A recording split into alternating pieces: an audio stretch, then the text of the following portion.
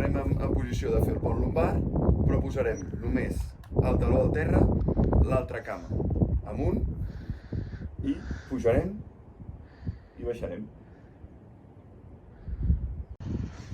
Vale, ara ens posem en posició d'esquat i farem un squat cap a una banda, un squat cap a l'altra, un squat cap a una banda, un squat cap a l'altra. Ara posarem un peu recolzat a una mica d'alçada i el que farem és un moviment explosiu per pujar cap amunt amb el genoll amunt. Cap amunt amb el genoll amunt. Fer un treball de bessons, ens posarem en un lloc alçat, deixarem que els talons caiguin cap a terra, ens podem recolzar alguna zona que tinguem a davant i farem puntes i baixarem. Puntes i baixarem. Perseguim treball de cames, recolzo una cama enrere, l'altra la poso endavant i el que faig és baixar i pujar.